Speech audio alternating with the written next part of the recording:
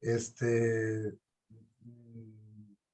sobre todo por ser yo alguien que me gusta mucho identificarme con el sí de María.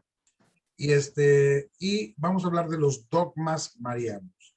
Esta cuestión de los dogmas es algo que ahorita van a ir descubriendo, que dices, qué importancia tan grande tiene precisamente saber que nuestra iglesia tiene una organización tremenda para poder consolidar, dejar bien estructurada la doctrina para que no haya ningún error. Entonces, se van a dar cuenta de algunos detalles, lo que es un dogma, por ejemplo. Un dogma es una verdad de fe revelada por Dios y entendida desde la luz del Espíritu Santo a través de algunos lugares teológicos. Explico esto. Verdad de fe, es decir, es algo que debemos creer, que ya está definida, está peleada, está discutida, tiene ya algunas cosas de muchos años, algunos son muy nuevos de los dogmas, pero los marianos, a través de estos casi 2000 años de la iglesia, se han usado muchas ciencias, porque la iglesia no se basa solamente en la Biblia, ahorita lo vamos a ver, pero nos vamos a fijar ahorita en los lugares teológicos. Pero sí quiero que tengan en cuenta que en muchas de estas cosas también están tomados la arqueología, la arquitectura, la geografía, la geología, la psicología, la física, la química, la matemática, tantos ciencias. O sea, casi todas las ciencias son usadas precisamente para hablar de una verdad de fe. Primero quiero preguntarle cuánto tiempo tengo. Tenemos 1 hora, padre. Ok, perfecto. Entonces, para irme tanteando. Y es revelada por Dios. Es decir, la revelación, como lo vamos a ver ahorita, de Dios, no es sola y exclusivamente una cosa. Todo es revelación de Dios. Todo. Claro que debe ser confirmado a través de estos lugares teológicos que vamos a ver. Pero también es entendida a la luz del Espíritu Santo. Jesús mismo nos dijo que Él nos iba a enviar el Espíritu Santo, que nos iba a explicar Él todo lo que Él había predicado y que iba a revelarnos los misterios de Dios. Y esta verdad de fe revelada por Dios, entendida desde la luz del Espíritu Santo, es a través de algunos lugares teológicos. El principal, quizá no podemos decir exclusivo, quizá el más importante es la Sagrada Escritura. Si algo que la iglesia piensa y define no está de acuerdo con la Biblia, no es aceptable. Hay algunas cosas que alguien puede pensar en realizar o interpretar, pero ese es el problema, que la Sagrada Escritura no se puede interpretar fuera de la iglesia. Cuando se interpreta fuera de la iglesia hay errores, por eso hay tantas divisiones en tantas religiones, ¿verdad? Bueno, sectas, las divisiones comenzaron con Lutero, precisamente por malas interpretaciones de la Sagrada Escritura, hechas fuera de lo que la iglesia misma ha acordado, después de un exhaustivo estudio de las cosas, de las verdades de fe. Entonces, la Sagrada Escritura es lo primero. Si algo contradice a la Sagrada Escritura, ya desde ahí ya no se sigue viendo, ya no se sigue estudiando. Vamos a ver, vamos a suponer que si digamos, es que Dios hizo un solo sexo. Caray, en la Sagrada Escritura vemos que no. Entonces ya no continuamos. Eso ya no tiene sentido, ¿verdad? Lo segundo es el magisterio de la iglesia. El magisterio de la iglesia, magisterio significa enseñanza o maestro. De ahí viene magister en latín, ¿verdad? Y el magisterio de la iglesia es su enseñanza a través de todos los siglos. Es la institución más sabia y de hecho el magisterio de la iglesia ha ayudado a que sea precisamente la principal promotora de la educación y es la primera fundadora de universidades científicas, porque las necesitaba precisamente para estas cuestiones de las verdades de fe. El magisterio de la iglesia es todo lo que el Papa nos enseña a través de sus cartas y sus documentos, los concilios, también algunas otras reuniones que no son universales, pero son locales y aportan luz a estas verdades de fe. La tradición de la iglesia, tradición viene de una palabra en latín, tradere, que significa llevar de un lado a otro continuamente. Entonces la tradición de la iglesia ya habla de 2000 años casi. Entonces esa tradición no se ha podido romper porque es realmente algo verdadero. Por ejemplo, hay que distinguir lo que son las tradiciones. Nosotros pensamos, por ejemplo, tradición, pues las posadas. Eso no es una verdad de fe, ¿verdad? Eso es simplemente una tradición espiritual, pero no es una verdad de fe, ¿verdad? No estamos obligados a creer en las posadas, pero pues a nosotros como mexicanos nos gustan mucho las posadas y en otros países no. Entonces eso ya no es universal. Pero la tradición de la iglesia es lo que a través del tiempo se ha ido llevando de dos formas, escrita y oral. La forma escrita es todos los documentos de todos los papas, desde Pedro hasta Francisco. Llevamos 366 papas que han dirigido a través de todo el tiempo. Y han de decir, oye, en 2000 años, nada más 366. Algunos duraron mucho tiempo, Juan Pablo II. Algunos duraron muy poquito tiempo, como Juan Pablo I. Y pues esto mismo es una cadena ininterrumpida en esta tradición de la iglesia que los papas, desde Pedro hasta Francisco, han conservado. El cuarto lugar teológico, me faltó explicar que es un lugar teológico. Es un lugar en donde Dios se expresa, donde Dios se manifiesta, ¿verdad? Y el otro es el catecismo de la iglesia. No estamos hablando del catecismo que estudian los niños para la primera comunión. Estamos hablando de lo que es la enseñanza de la iglesia, que se contiene en un libro un poco grueso, y ahí viene todo lo que todo católico debe creer y debe saber, debe aprender. La religiosidad popular es otro lugar teológico que a veces se anticipa precisamente a alguna oposición jerárquica cuando, por ejemplo, hay alguna manifestación sobrenatural. Vamos a pensar en las apariciones de la Virgen de Guadalupe, que a Juan Diego no le creyeron, ¿verdad? Pero después a Juan Diego, los obispos y los sacerdotes, pero a Juan Diego le creyeron los demás, le creyó la gente, y es la sabiduría popular. Es decir, esta religiosidad popular viene de uno de los dones del Espíritu Santo, que es el don de la sabiduría y el don de ciencia, que el Espíritu Santo que hoy hemos obtenido en la confirmación nos ayuda a ir descubriendo, aunque no seamos doctos o grandes conocedores de la doctrina, que sí y que no. Hay ocasiones en las cuales a nosotros algo nos causa ruido y se nos hace raro. Por ejemplo, la devoción a la Santa Muerte. Los verdaderos católicos que tenemos el don de ciencia y lo ponemos en práctica, decimos, caray, yo no sé del tema, pero a mí se me hace que eso no tiene nada que ver. Y es donde viene entonces la reflexión del pueblo. Y hablamos entonces que ya con esto de la religiosidad popular, completamos la idea de que es la iglesia completa, jerarquía y laicos los que estamos juntos, estamos unidos en el descubrimiento de las cosas de Dios. Y por último, los acontecimientos y las revelaciones privadas. Ha habido algunos acontecimientos en el mundo, por ejemplo Fátima, en donde pues no se puede explicar ni con la ciencia, pero es evidencia.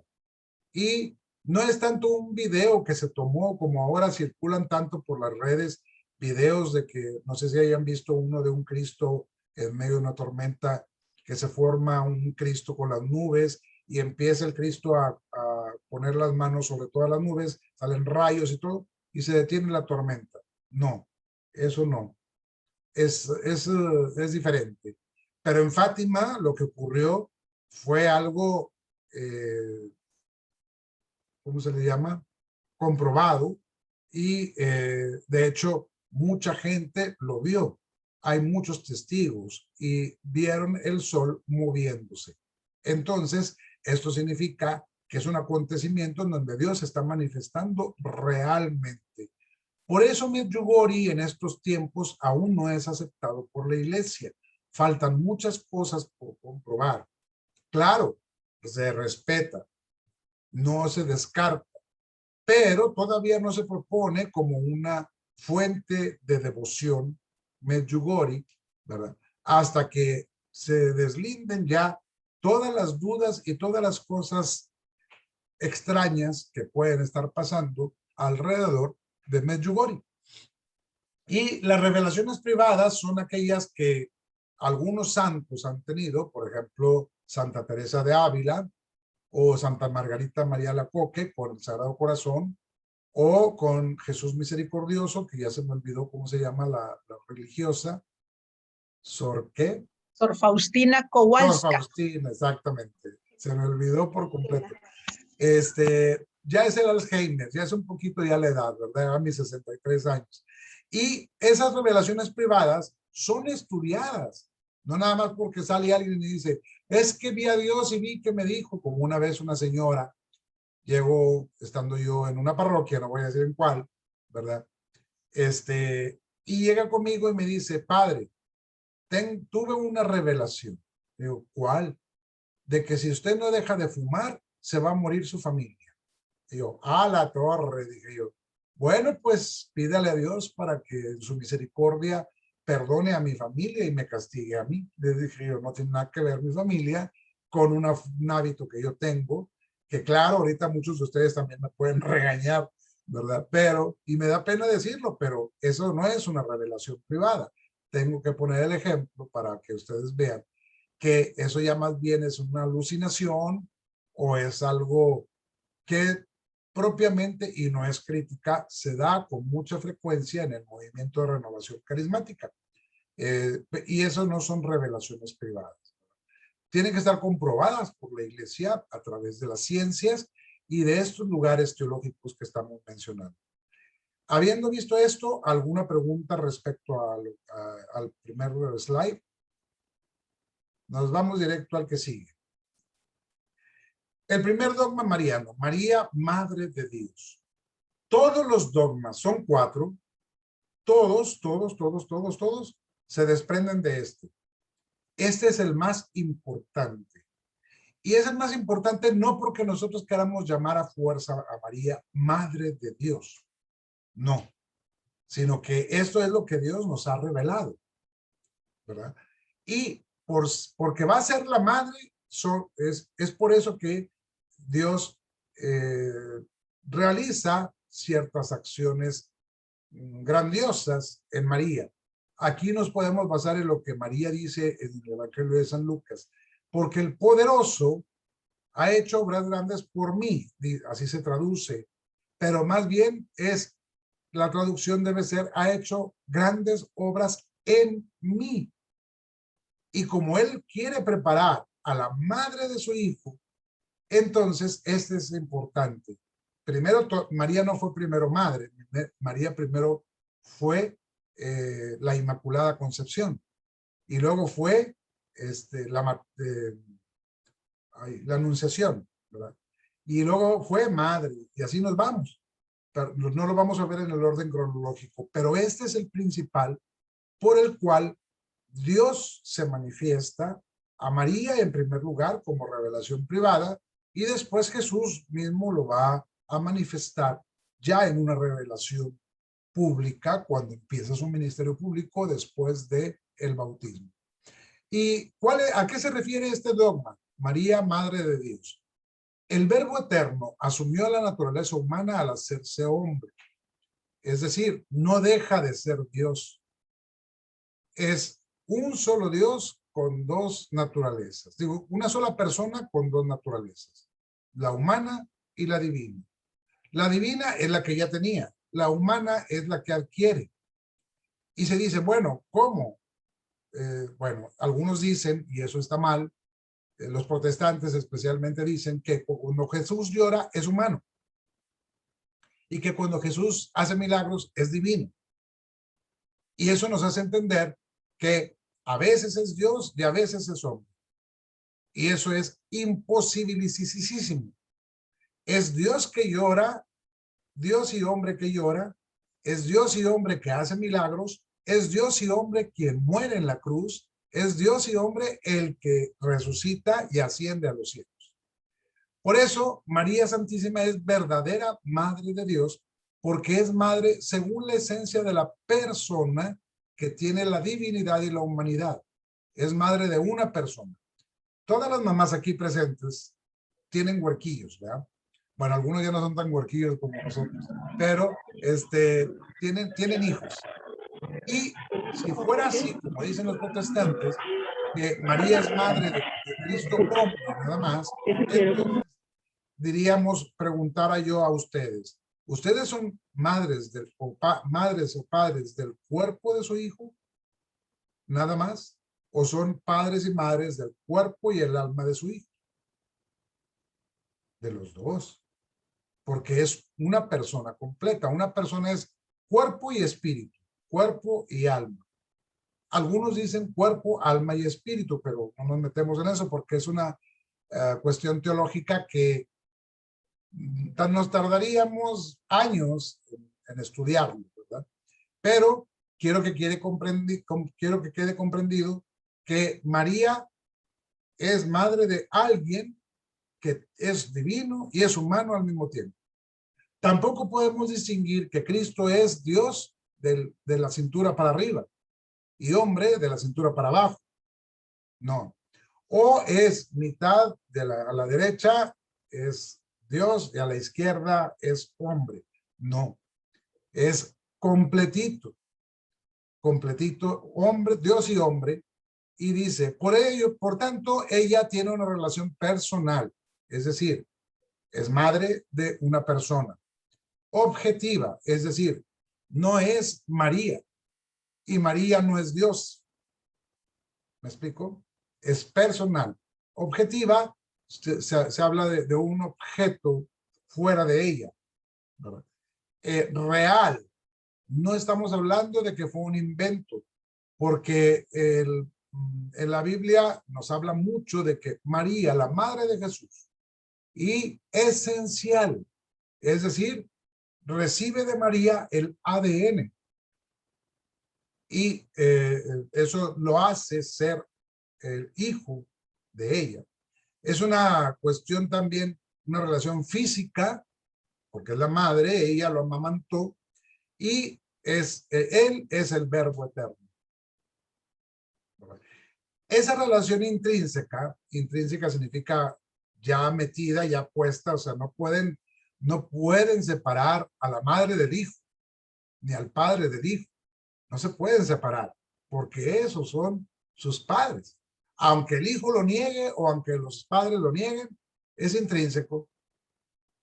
O aunque lo den en adopción, es intrínseco en los padres, es el padre natural, ¿verdad? Y ella es la madre natural. A eso se refiere a la relación intrínseca. Pero también es una relación directa e inevitable que existe entre una madre y su hijo. No sé, ustedes han de entender, si alguno de ustedes se sabe de medicina. Las mujeres en el cerebro tienen una glándula que produce una sustancia llamada oxitocina. La oxitocina es la que hace amar al hijo al momento de verlo y al momento de amamantarlo, y que esa oxitocina se empieza a derramar en el cerebro y produce un amor y una relación estrecha entre la madre y el hijo. Por eso es diferente la relación entre la madre y el hijo y el padre y el hijo. El papá ama mucho a su hijo, quiere mucho a su hijo, pero no es igual como lo ama una madre.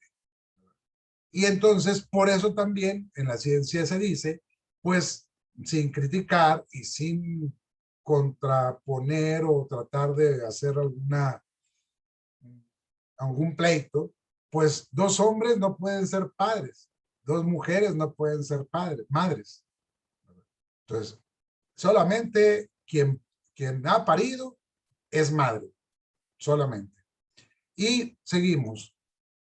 Todos sus privilegios tienen su fundamento y su justificación en su privilegio central, es decir, su maternidad divina.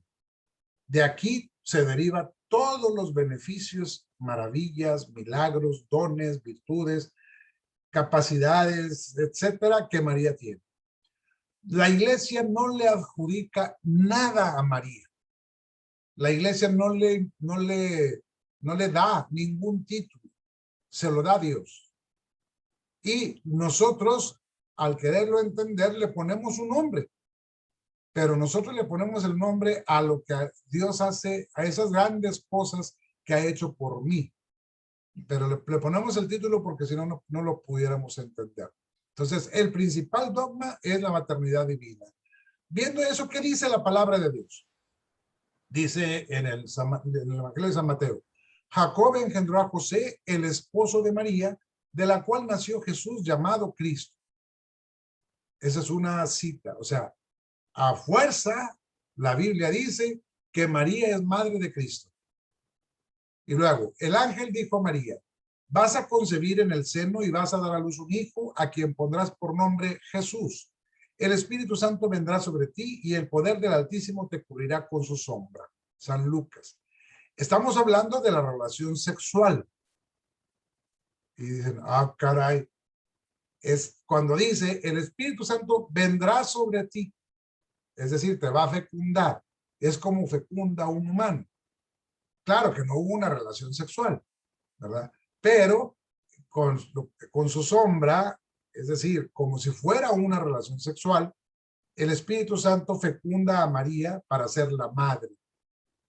Y luego, lo engendrado en ella es del Espíritu Santo, y se cumplió lo dicho por Isaías. He aquí que una virgen concebirá y dará a luz un hijo, y le pondrá por nombre Jesús, etcétera, etcétera, etcétera.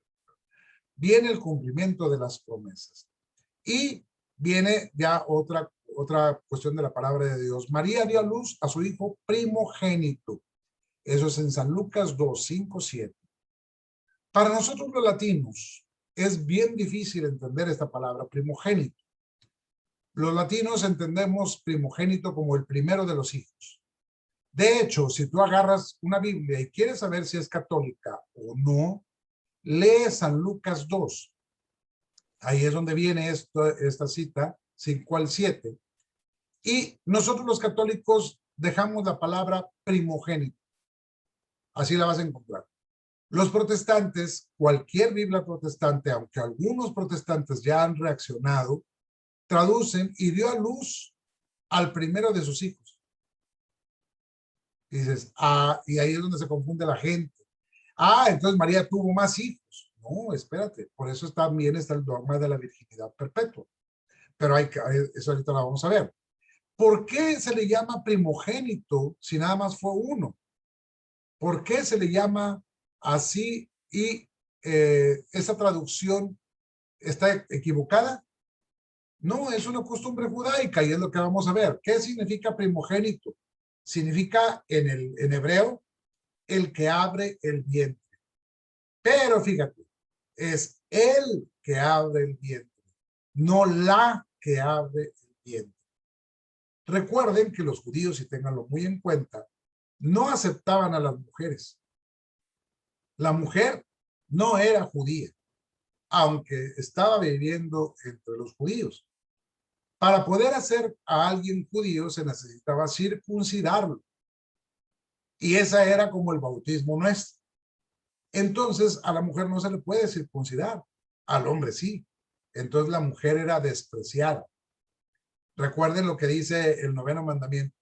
No desearás la mujer de tu prójimo, ni su burro, ni su buey, ni su vaca, ni nada que le pertenezca. Así dice. Y es precisamente el desprecio por el pecado de Eva, que por ella entró el pecado en el mundo.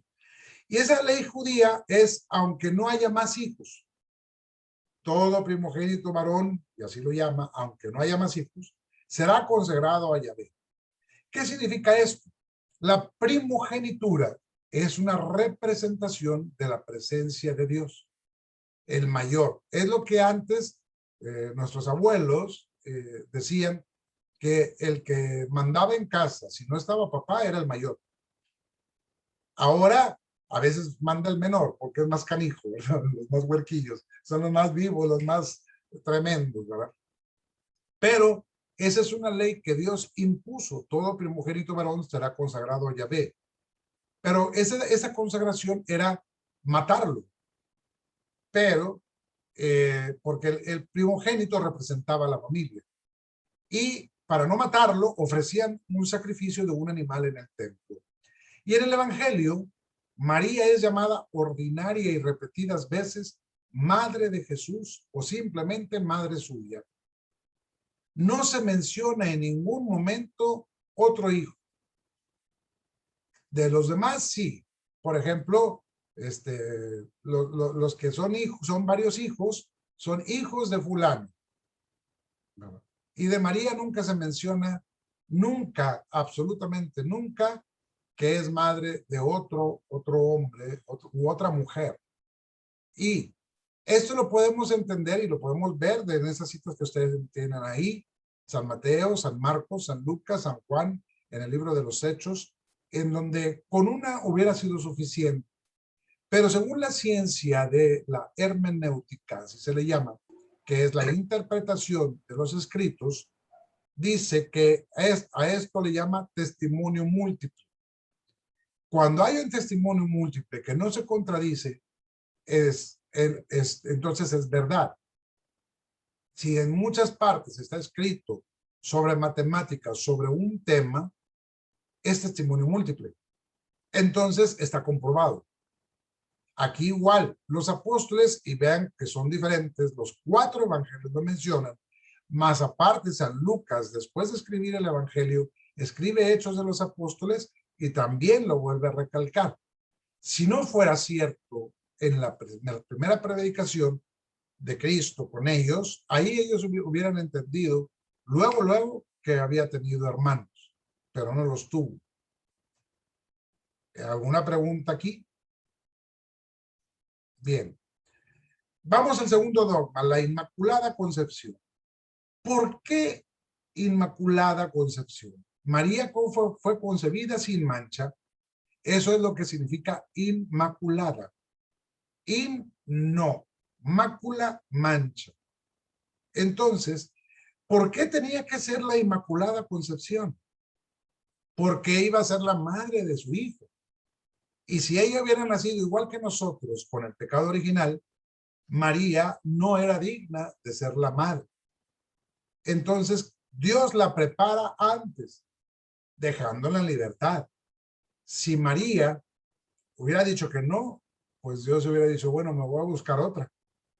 Pero María, en su Inmaculada Concepción, no tenía bueno, sí tenía la capacidad de pecar, porque así también como Adán y Eva, ellos eran libres, pero Dios no les había permitido pecar. Y en su libertad lo hicieron. ¿Por qué no? Fue libertad, fue libertinaje. María, desde que ella nace y nace sin pecado, no está inclinada al pecado mortal, ¿verdad? Ni al venial. Entonces, vamos a ver entonces lo que significa Inmaculada Concepción. Significa que la Virgen María, Madre de Dios, por singular gracia, no porque ella se lo pidió a Dios, no, pues tienes que hacer así, yo no sé. No. Ella, singular gracia, o sea, es la gracia de Dios y privilegio de Dios omnipotente, no tuvo el pecado original. Y ello porque la suya fue una redención preventiva y no liberativa.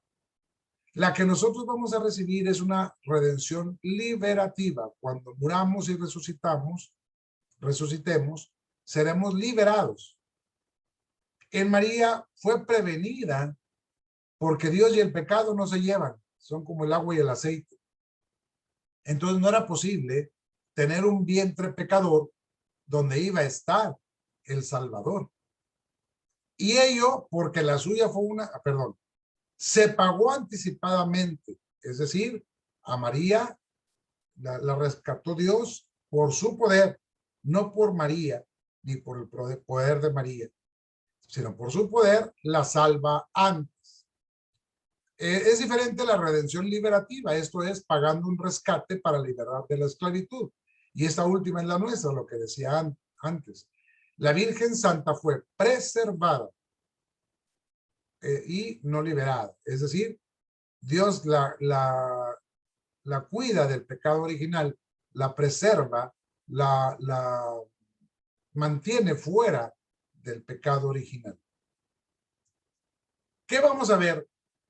Algunos detalles antes de entrar a la Sagrada Escritura. Si el primer instante de la concepción de María hubiera sido viciado por la mordedura de Satanás, es decir, el pecado original, sería deshonra para el divino Redentor, hijo de María. ¿Por qué sería deshonra para Cristo? Satanás se gloriaría de haber sido dueño también de la madre del Mesías. O sea, sí, serás muy tu mamá, pero nació con pecado, fue mía. Entonces, aunque fuese por un solo instante, esto repugna. O sea, no puede ser. Se necesitaba un vientre purísimo. Por eso también se le llama la purísima concepción. En donde Dios pueda realizar sus grandezas, las de las que ella misma habla.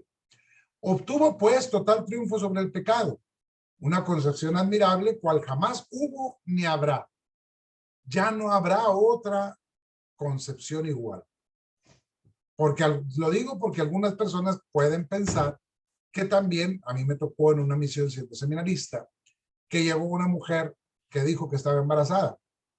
Y pues nosotros decíamos, bueno, ¿y a nosotros qué, verdad? O sea, es que no saben ustedes quién es el padre. Y yo, pues bueno, pues si tienes algún problema y el padre no se quiere ser responsable, pues asiste al juez. Dijo, no, es que fue el Espíritu Santo. No. ¿Cómo va a ser el Espíritu Santo? ¿Verdad? Si así le llaman al chavo, bueno, eso está bien, pero no fue el Espíritu Santo. Aquí ya nomás hubo una Inmaculada Concepción y no va a haber más. Dios pudo preservar a María del pecado original porque era conveniente. Lo quiso y lo hizo. Dijo un filósofo 3 palabras. Pudo, quiso y lo hizo. Y fíjense bien cómo lo voy a decir. Déjame ver si está en la siguiente. No, todavía no. Pudo, quiso, lo hizo. Pudo, quiso, lo hizo. Si pudo y no quiso, no es hijo y no es Dios. ¿Por qué? Porque si Dios le está pidiendo un favor, Dios le tiene que pagar. Pero no pagar en sentido efectivo, sino recompensar, como lo hizo con muchos en el Antiguo Testamento, como lo hizo muchos en el Nuevo Testamento, y como lo ha hecho con tantos, que cuando alguien hace algo por él, por su obra, Dios sabe recompensar en su generosidad. Entonces, pudo porque es Dios, quiso porque es hijo, lo hizo. Si pudo y no quiso, no es hijo. ¿Qué hijo hay que no honra a su madre? Bueno, sí hay, pero la mayoría honra a su madre. Y por eso él quiso honrar a su madre. Y Dios Padre quiso honrar a María por su obediencia. He aquí la esclava del Señor. No era la servidora, no era la esclava. Y por eso lo hizo. Vuelvo a decirlo, si pudo y no quiso, no es hijo. Si quiso y no pudo, no es Dios. Porque no pudo. Y para Dios nada hay imposible. Por eso es la Inmaculada Concepción. La siguiente es la palabra de Dios. Y eso está muy interesante. Fíjense muy bien lo que vamos a decir. ¿Por qué hablamos de la Inmaculada Concepción? En San Lucas dice, el ángel le dijo, alégrate María, llena de gracia, el Señor está contigo. Y luego dice en el libro del Génesis, mira a aquella mujer, yo establezco enemistad eterna entre tú y ella. Sobre ella no tendrás ni un instante de dominio. Y si intentas acercarte a su talón, ella te aplastará la cabeza. Tu derrota y humillación serán absolutas. Lo dice el libro del Génesis 3:15. Por eso, cuando se dibuja o se hace una escultura de la Inmaculada Concepción, vemos a la Virgen pisando a la serpiente, es decir, al demonio. Y con ello, ya viendo estas dos citas bíblicas, quiero quedarme en esta parte de llena de gracia, llena de gracia. A ustedes les ha de sonar, es llena de gracia. Si es llena de gracia es que no tiene pecado. Para el judío, llena no significa como cuando nosotros agarramos una coca o agarramos un bote de agua y que le falta tantitito y decimos, no, así está llena. No. Los judíos decir llena es que se desborda, que sale, que es mucho, que no está nada más hasta el borde, sino que se derrama. Esa palabra se dice en griego kecharitomene. Eso significa llena de gracia. Y se dice en griego el Ave María. Jaire María kecharitomene, ho Kyrios metasú. Estamos hablando de lenguas. Entonces es lingüística, la ciencia de la lingüística y la literatura las que entran a estudiar esta palabra kecharitomene. Y nosotros lo traducimos como llena de gracia porque así lo podemos entender, pero no podemos entender el pensamiento judío. Para ellos, llena no es simplemente el que le falte tantito y que tenga tapa, no. Se está desbordando. El kecharitomene es algo especial. Por ejemplo, cuando ellos se refieren, no hombre, estoy bien alegre, estoy kecharitomenemente hablando alegrísimo, o sea, me desbordo de alegría. Y Dios hace que María se desborde de gracia. ¿Por qué? Porque va a ser la madre de Dios. Por eso la prepara con la Inmaculada Concepción. ¿Alguna pregunta? Paso. Virginidad perpetua es el tercer dogma. Vamos a recordarlos. El primero, Madre de Dios. El segundo, les digo del Alzheimer, ya se me olvidó. Inmaculada Concepción. La Inmaculada Concepción, perdónenme. Pero entiendan al viejito. La Santa Virgen María concibió y dio a luz a su hijo sin daño a su virginidad, ni al concebirlo, ni al darlo a luz, y permaneció virgen para siempre después del parto. Esto es una definición del concilio de Éfeso. Y este pleito sucedió en el año 300 después de Cristo. Fíjate desde cuándo traían ese pleito, los protestantes la traen de nueva. Pero, ¿por qué se definió precisamente? Porque aquí había que ver una situación muy particular. No es que nosotros queramos decir, es la Virgen y permaneció virgen y se nos ocurrió. No. Aquí hay otra cosa, dice, además implica que su virginidad debe ser entendida en todos los sentidos que implica el término físico o moral de su cuerpo y de su espíritu. Por ejemplo, cuando en el matrimonio, por ejemplo, las relaciones sexuales, pues producen imaginaciones y luego de recuerdos, etcétera, etcétera, y no es pecado, porque es el matrimonio. ¿Me explico?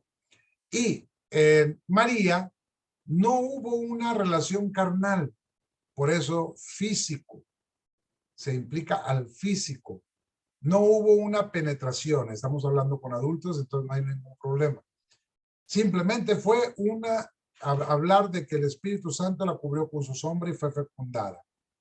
Pero también, pues eso mismo le provoca a ella el no tener malos pensamientos, ¿verdad? A eso se refiere. Y al hablar de la virginidad perpetua, decimos, bueno, ¿por qué Dios quiere que permanezca virgen perpetuamente? Hay dos sentidos. María, Jesús es Dios y hombre a la vez, lo hemos entendido, ¿verdad? Es una sola persona con dos naturalezas. Si dijéramos que son dos personas, persona humana y persona divina, hablaríamos de un quiebre psicológico, y es ahí donde entra la psicología. Nos hablaría precisamente la psicología de una persona que está loca. Entonces Cristo no puede estar loco, porque si estuviera, bueno, si estuviera loco, no nos enseñaría la verdad real. Entonces es una sola persona con dos naturalezas. Es como tú puedes tener una moneda que por un lado tiene el pico y por el otro lado tiene el mona, algunos le dicen sol, el sol y la mona, y pues tú no puedes decir soy dueño de, de la moneda, pero nada más del pico o de la mona. Tú eres dueño de toda la moneda completa, ¿verdad? Entonces, esto nos explica a nosotros de la virginidad perpetua que si es, Cristo es hombre, digo, si nace de María humana, apunta a su humanidad. Si María permanece virgen perpetuamente, apunta a su divinidad, porque quiso, pudo y lo hizo. ¿Se acuerdan? Que no se les olvide eso. Porque quiso, pudo y lo hizo. Entonces la virginidad perpetua es señal de que ahí hubo una presencia de Dios. Así igual lo podemos comparar con la tumba vacía de la resurrección de Cristo. Dice el Evangelio de San Lucas al final, muy parecido al Lucas 2, nacimiento. Dice en el nacimiento, lo tomó, lo envolvió en una sábana y lo acostó en un pesebre. ¿Verdad? Y luego dice San Lucas al final en el Evangelio, lo envolvieron, lo metieron en una tumba donde nadie había sido puesto todavía. Y hasta ahorita se sabe, con la arqueología, que esa tumba fue cubierta, tapada por los, no me acuerdo cómo se llaman ellos, una tribu que atacó a Jerusalén, la cubrieron y los cristianos ya iban a adorar a Cristo a la tumba vacía. Y esa tumba permaneció virgen y sigue estando virgen, es virginidad perpetua, porque a nadie más sepultaron ahí. Eso mismo nos ayuda a entender esta virginidad perpetua, pero lo vamos a ver ahora en citas bíblicas. ¿Qué dice la palabra de Dios? Antes del parto, José, hijo de David, no temas tomar contigo a María, tu mujer, porque lo engendrado en ella es del Espíritu Santo. O sea, no fue José, fue el Espíritu Santo. Todo eso sucedió por medio del profeta. Ved que la Virgen concebirá y dará a luz un hijo y le pondrá por nombre Emmanuel. Lo leemos en San Mateo y en Isaías. Pero también es Virgen purísima en el parto. ¿Por qué? Porque, ¿qué nos da a entender? Dice, dio a la luz a su primogénito y lo envolvió en pañales. Ella, dice en lo de San Lucas 2, 6 al 7, dice San Jerónimo, fue madre y partera a la vez. Un parto sin dolor no sujeto a la condenación. ¿Cuál es la condenación? La que dice Génesis 3:16. Parirás a tus hijos con dolor. Y ella da a luz, se levanta, envuelve en pañales, lo lleva al establo a acostarlo, etcétera, o lo mamanta, no sé. Pero, ¿quién de ustedes, después del parto, se pudo parar así, como si nada, a barrer y a trapear y todo?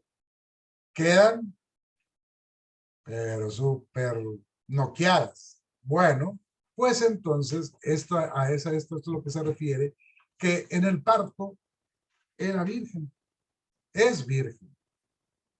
¿Por qué? Porque no tiene esa condenación de Génesis 3:16. Oye, ¿y por qué no tiene la condenación de Génesis 3:16? ¿Qué tiene que ver eso? Pues porque la condenación era esa. Si ella no tenía el pecado original, entonces no estaba condenada a dar un parto con dolor o a tener un parto con dolor. Ahí es la gran diferencia. Por eso sabemos que es virgen perpetua también en el parto. Y luego, después del parto, aquí sí hay unas cuestiones muy difíciles de entender, porque aunque hay citas bíblicas, hay muchos protestantes que meten unas ideas raras, pero que están fuera de contexto.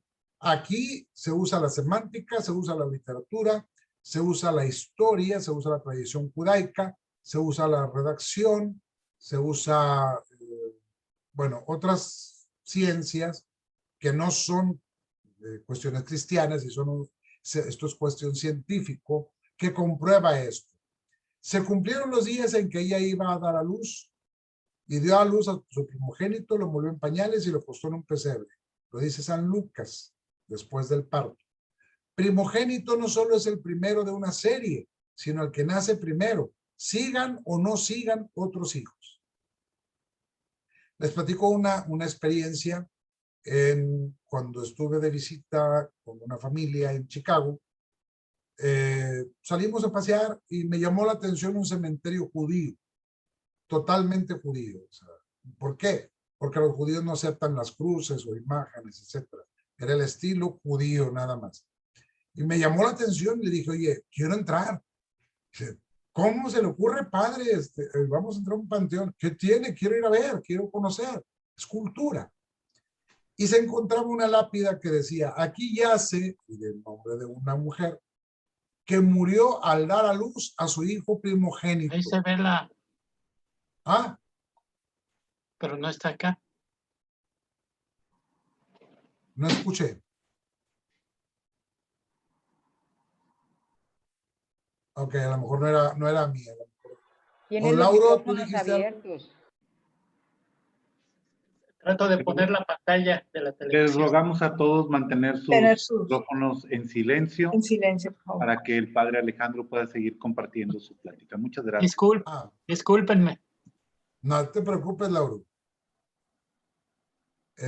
Bien. Y tú dices, bueno, si esta mujer murió al dar a luz a su hijo primogénito, entonces, ¿tuvo más hijos? Pues no. Ese es el sentido estricto judaico. Y ustedes para que lo chequen, apunten estas, si no lo están grabando, apunten estas citas bíblicas, Éxodo 12, 29 al 20, el capítulo 13, del versículo 2, y el 11 al 16, San Lucas 2, 22 al 23, es decir, ahí explica la ley del primogénito, sin necesidad de que haya más hijos. Ni siquiera una mujer, porque recuerden que a las mujeres no se les consideraba primogénitas. Por ejemplo, vamos a suponer, algunas de ustedes han de ser la hija mayor. Si fueran judías, no fueran primogénitas. Fuera primogénito su hermano, aunque sea el más chiquillo de 10. Ese es el primogénito para el judío. ¿Sí? Bien. Ahora, entendiendo esto, ¿por qué los hermanos separados dicen que María tuvo más hijos y que Jesús tuvo más hermanos? Vamos viendo qué significa hermano. Hermano en el contexto bíblico significa también pariente, tío, sobrino, primo. Lo leemos en esas citas de Génesis y de Primera de Crónicas. Antiguamente no estaba tan definido el vocabulario, y ahora hablamos de lingüística, y hablamos también de historia, y hablamos también de arqueología, y de literatura, etcétera, por todos los escritos antiguos que se han encontrado, en que no estaba tan definida la relación familiar. Hoy en nuestros días es hijo, padre, abuelo, bisabuelo, tatarabuelo, chosno, ¿verdad? Y hasta ahí llega, es donde es posible que lleguen las generaciones. Entonces, porque ya de tatarabuelo, pues ya estamos hablando de que muy poca gente lo conoce. Si poca gente conoce a sus bisabuelos, yo sí los conocí, gracias a Dios, a mis bisabuelos, murieron casi a los 100 años, y entonces, pues, ellos no tenían esa manera de describir una familia. Es más, no había ni apellidos. Por ejemplo, era Jesús el Nazareno, María de Nazaret, etcétera, ¿verdad? Todos eran el nombre personal y de dónde eran, nada más. Ahora hablamos nosotros, por ejemplo, la lingüística y la historia de la, ¿cómo se llama? La heráldica, habla de dónde vienen los apellidos. Por ejemplo, Hernández, pues hijo de Hernán. Martínez, hijo de Martín. González, hijo de Gonzalo. En fin. Entonces, en Cristo no existe esto. Y en aquellos tiempos eran tribus. Jesús pertenecía a una tribu. Y la tribu era una sola familia. Y entre toda esa tribu se llamaban hermanos. Pero hermano pudiera ser tío, puede ser primo, o podría ser cualquier pariente. Debiéramos nosotros traducir, por ejemplo, también en el Evangelio de San Lucas, cuando van a buscar a Jesús, allá afuera están tu madre y tus hermanos. Nosotros deberíamos traducir parientes, porque somos latinos. Pero la Iglesia Católica quiere respetar el sentido judaico. Ahí están tu madre y tus hermanos. Así está en la Biblia, así se va a quedar. Punto. Pero los protestantes, precisamente para aprovechar la confusión, pues entonces ellos traducen que hermanos es como los hermanos de ustedes, ¿verdad? Y punto. Y no es así. Es simplemente que en el sentido bíblico es un pariente, tío, sobrino, primo, etc. Y de María se dice siempre madre de Jesús y de ningún otro, lo que decía yo ahorita, y ahí tienen las citas bíblicas. Y es llamado con énfasis hijo de María. Cada que se refieren a Jesús se dice que es hijo de María. Cada que se refieren a María, madre de Jesús. Siempre. Nunca se menciona en la Biblia, nunca, nunca, nunca, nunca. Y como dijo el padre Juan José Hinojosa una vez, que en paz descanse, en una ocasión dijo, le doy $1,000,000 de pesos al que me saque una cita bíblica donde hable que María tuvo más hijos.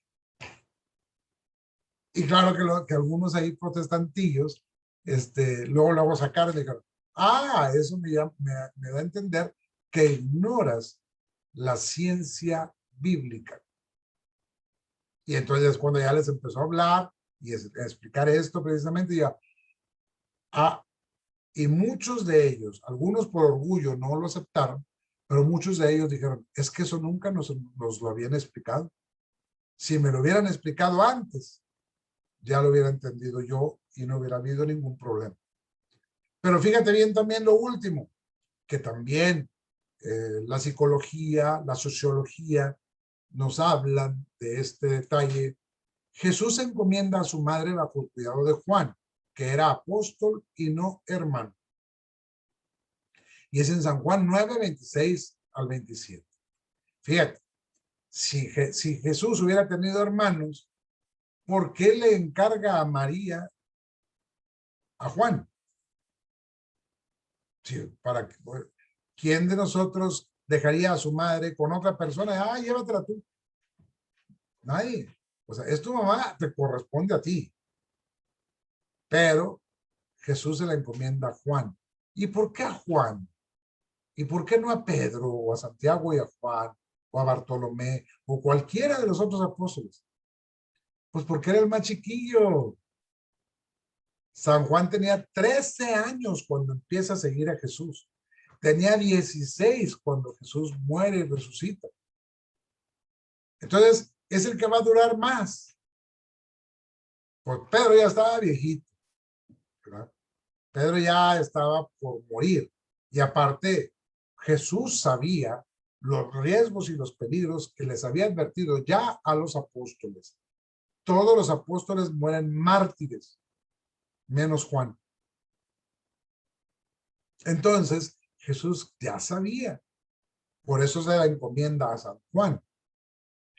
Y ahí es, por último, ya nada más diciéndolo esto de María Madre después del parto, digo Virgen después del parto, esto lingüísticamente hablando nos comprueba que, y literalmente hablando, que María no tenía dónde quedarse y nos hace suponer que José ya había fallecido. Y como el Evangelio no se detiene a decirnos cuándo murió José, cómo murió José, entonces, pero a José no se la vuelve a mencionar después de cuando Jesús se pierde en Jerusalén. Ya de ahí, José ya no aparece. De ahí en adelante. Y Jesús tenía 13 años. Era ya el Bar Mitzvah, donde hacen la presentación ya del adolescente y que explica las escrituras. Bien, continuamos. María llevada al cielo en cuerpo y alma. Aquí también tenemos unas bronconas con los protestantes, porque dicen, ¿cómo es posible que una mujer, un humano, vaya al cielo en cuerpo y alma, que se ha llevado al cielo así, que también tenga el cuerpo? Los judíos, nomás que aquí no lo tengo puesto, están esperando a que Elías regrese. ¿Por qué? ¿A dónde fue Elías? Nadie sabe. Pero lo que sí saben es de que Elías fue arrebatado en un carro de fuego. Y en cada cena pascual está cerrada la puerta y al final de la cena pascual se abre para que entre Elías. Todavía están esperando a Elías. Y vamos viendo. La Santa Virgen María, Madre de Dios, generosa socia del Divino Redentor. Aquí quiero hacer una aclaración. Muchos le llaman corredentora. María no es corredentora. María no redime. No tiene el poder de ser redentora. No perdona los pecados. Por eso es generosa socia. Ella se asocia con Cristo para la salvación del mundo. Fue la que dijo, hágase la voluntad de Dios, y se entregó como una ofrenda continua desde Nazaret hasta el Calvario. Y con y por su Hijo Redentor, sufrió y triunfó sobre el pecado. También tuvo tentaciones, igual que Adán y Eva. Nada más que María no cayó. Jesús tuvo tentaciones, igual que Adán y Eva. Nada más que no cayó. Entonces, era una vida de santidad tan grande. ¿Quién no sería tan santo de estar en presencia de Cristo todo el tiempo? O sea, ella lo cargó, ella lo amamantó, lo alimentó, lo educó, lo bañó, etcétera, etcétera. O sea, dices, una relación muy estrecha. Entonces ella, y fíjate, aquí te cuento una cosa, una variante. Desde la Anunciación hasta las bodas de Caná, María es madre maestra. De las bodas de Caná hasta la Ascensión, es madre discípula. De la Ascensión en adelante, o sea, en Pentecostés en adelante, María es madre apóstol. O sea, porque se une a los apóstoles, y así lo dice el libro de los Hechos de los Apóstoles. Una vida de santidad tremenda, que no ha habido otra persona igual que María en santidad, que ya quisiéramos ser tan santos como ella. Y dice, con su Hijo y por su Hijo Redentor sufrió y triunfó sobre el pecado, con su inmaculada concepción, y sobre la muerte y con su gloriosa asunción. Por ejemplo, ¿qué es lo que dice el libro del Génesis? Le dice, Adán, por haber hecho esto, ganarás el pan con el sudor de tu frente y perecerás. Por eso Adán se apellida Pérez. Era broma. Pérez serás. Entonces, es decir, morirás sin remedio. Se lo dice Dios. Perdimos por el pecado original, perdimos lo que María ya tiene. ¿Y por qué María lo tiene? Porque ella no tenía pecado original. Y dice el Salmo, no dejarás a tu fiel conocer la corrupción del sepulcro. Entonces, por eso se le llama dormición de María. Así se le llama a este dogma. La dormición se durmió, como quien dice, y despertó en cuerpo y alma en el cielo. ¡Qué padre! Por eso no se habla de una enfermedad en María. Las enfermedades son producto del pecado de Adán y Eva. Dice San Pablo en una de sus cartas. Por Adán el pecado entró en el mundo y entraron todas sus consecuencias. La enfermedad, el dolor, el sufrimiento, la muerte. Todo eso entró junto. ¿Por qué? Por el demonio, la envidia del demonio. Y luego dice, por eso ella está sentada a la diestra de su Hijo coronada de gloria y es reina de todo lo creado. Y lo dice también el Salmo. De pie a tu derecha está la reina. Y por eso le llamamos también reina del cielo. No es reina y es mayor que Cristo. No. Cristo, el Padre, el Hijo y el Espíritu Santo son primeros, lo máximo. De ahí María. Y luego los arcángeles. Y luego los ángeles. De ahí nos vamos, es una jerarquía hasta nosotros. Esto es lo que es reina de todo lo creado.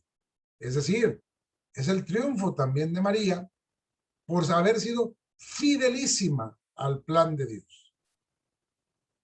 Y se acabó. ¿Alguna pregunta, algún comentario?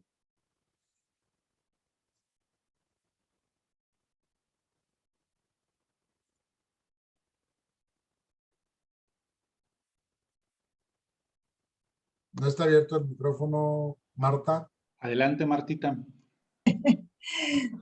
No, padre, solamente para agradecerle aquí, la verdad estuvo tan clara la charla que vemos y aquí estamos viendo que están asintiendo algunos, ¿verdad? Con la cabeza que quedó clarísimo esto de los dogmas marianos. La verdad es que creo que es muy importante que podamos tener información así tan precisa con respecto a estos dogmas que muchas veces son los que como católicos por ignorancia, ¿verdad? Se prestan a mucha confusión, ¿verdad? Creo que algo muy importante entre todo lo que usted nos muy atinadamente nos fue transmitiendo es pues esto con lo que yo en lo particular me quedo, ¿verdad? Con que la gran intercesora nuestra, porque esto es una gran intercesora, es nuestra Madre María.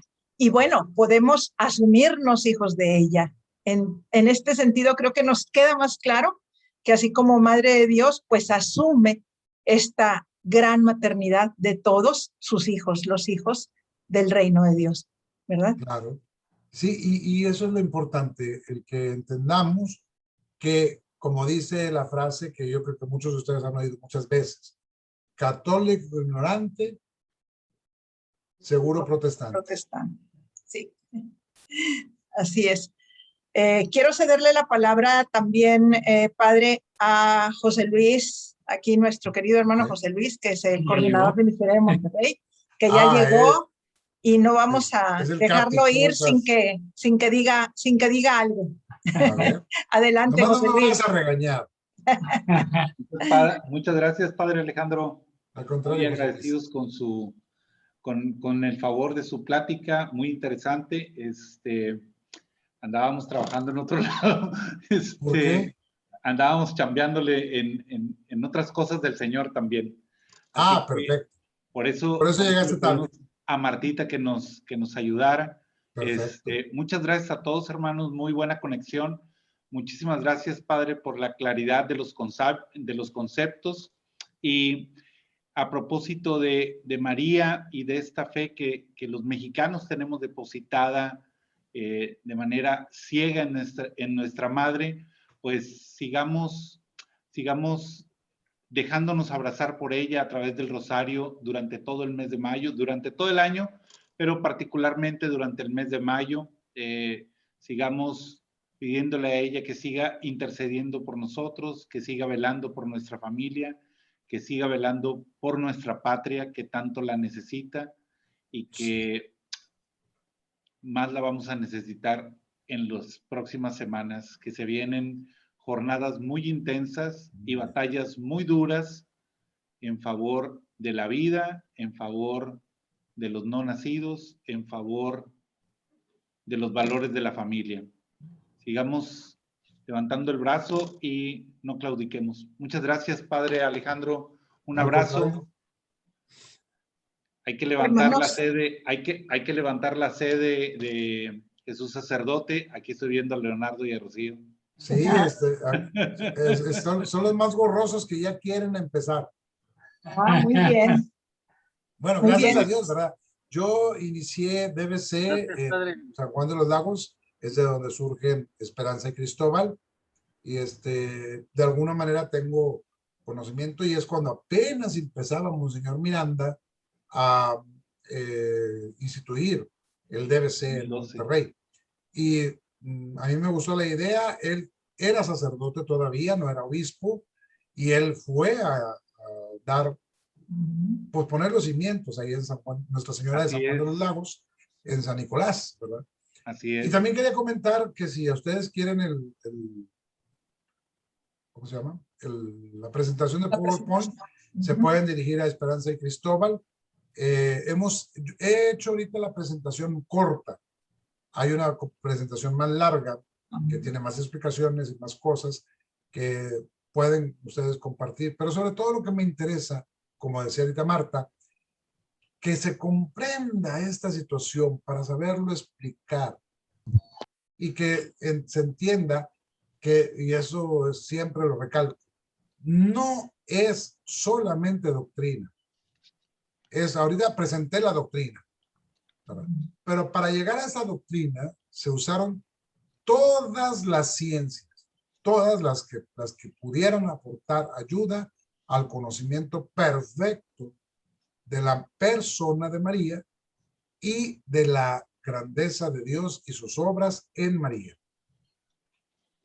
Muchas gracias, Padre, y muchas gracias a toda la comunidad de Miserere Monterrey y ahora sí, literal, allende las fronteras, porque tenemos hermanos de todas partes del país. Una gran bendición de que a pesar de la situación, el Señor nos volteó a ver, nuestro Dios generoso nos volteó a ver, nos abrió el entendimiento para aprovechar la tecnología y tener este tipo de conversaciones con el Padre Alejandro, con otros sacerdotes, con otros profesionales que nos han acompañado y han ido sumando a otros hermanos de otras partes del país en esta búsqueda de el amor y la misericordia de Dios. Muchas gracias nuevamente, Padre Alejandro. Y bueno, estamos para servir y para pedirte tu bendición antes de irnos. Muchas gracias. Claro que sí. Marta y Cristóbal, muchísimas gracias por el apoyo. Muchas gracias a todos ustedes y nos da mucho gusto saludarlos, hermanos, que hayan tenido la oportunidad de estar en esta interesantísima charla que nos abre mucho los ojos y el corazón hacia María. Bien, Padre, pues sí nos encomendamos y le pedimos su bendición, si nos hace el favor. Claro que sí. Se disponen a recibir la bendición. Que el mismo Dios de la paz los consagre totalmente y que todo su ser, alma y cuerpo sea custodiado sin reproche hasta la parucía de nuestro Señor Jesucristo. Y la bendición de Dios Todopoderoso, Padre, Hijo y Espíritu Santo, descienda sobre ustedes y permanezca para siempre. Amén. Amén. Amén. Amén. Muchas gracias. Muchísimas gracias. Les comentamos que la charla fue grabada. Vamos a pasarla a la brevedad al canal de YouTube para que tengan oportunidad de verla y para poder compartirla con los hermanos que no tuvieron oportunidad de estar hoy en vivo. Así que por ahí también le compartimos el enlace al padre Alejandro, ¿verdad? También para que tenga la grabación de su charla. Y bueno, hermanos, pues un gusto saludarlos. Si gustan abrir sus micrófonos para despedirnos, ¿verdad? Si alguien tiene algún comentario. Aquí tenemos aplausos. Gracias, muchas gracias a todos. Muchísimas gracias. Dos comentarios. Bueno, uno.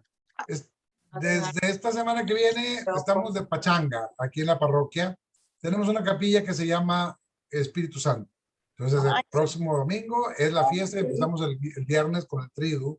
No hay carmen, no hay nada porque está prohibido. El próximo jueves es el día de Jesús sacerdote. Siempre está ligado con Pentecostés, ¿verdad? Y es el primer jueves después de Pentecostés. Entonces, ese día nosotros celebramos a Jesús sacerdote, pero lo vamos a hacer con un triduo de misas también.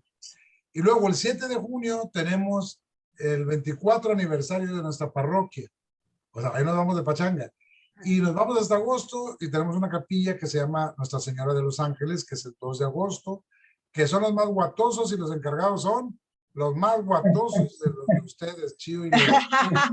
Ya los vimos por aquí, a Leonardo y a Chío. Yo les encargo sus oraciones para que crezca el fervor, que crezca el amor a Dios. Claro, aquí hemos ido creciendo muy bonito, pero es necesario crecer más, no conformarnos con lo que ya tenemos. Definitivamente, seguir caminando, creciendo y sirviendo al Señor. Claro. Y bueno, pues tenemos saluditos aquí de Laura y desde la Ciudad de México, de Silvia Alfaro, también desde Chiapas, como decíamos aquí nuestros hermanos de otras partes de la República Mexicana siempre presentes. Un saludo, hermanos, y desde acá, desde Monterrey, desde San Nicolás de los Garza también, un abrazo fraterno a todos. Muchísimas gracias a todos y bueno, pues nos despedimos y hasta la próxima, que tenemos nuevamente charlas de formación y crecimiento. José Luis, ¿hay algún aviso de alguna próxima charla? Nos vemos en junio para la charla del mes. Todavía, por ahí estamos preparando una sorpresa, así que síganos en las redes. Gracias. Y no invitan. Gracias. Excelente. Estados, Chihuahua, saludos. Chihuahua aquí también presente. También. Veracruz, saludos, Julieta. Carmen, igual presente. Ángel. Playa del Carmen. Gracias. Saludos, padre. Igualmente, gracias. Gracias, padre. Un abrazo fuerte. Todos. De norte a sur, hermanos, saludos. Gracias. Saludos a la familia Pizarro. Que Hasta Elba, mucho gusto en saludarte nuevamente. Gracias. Y hasta luego, tocallita. Saludos a Playa del Carmen. Muchas gracias a todos. Hasta pronto. A todos. Chihuahua, Ramos Arizpe. ¿Quién es de Playa del Carmen? México. Leslie, Yo. Carlos, Leo, Yo soy de playa. ¡Ah! José qué también. padre. Sí, Todo bien. nuestros hermanos de Mérida por allá andaban también, Ah, de Playa del Carmen, de Veracruz. Muchas Y bueno, gracias a pues todos. de todas partes, muchísimas gracias, hermanos. Y bueno, pues vamos despidiéndonos en 5, 4, 3, 2, hasta luego. Dios los bendiga. Adiós. Gracias. Bye. Gracias.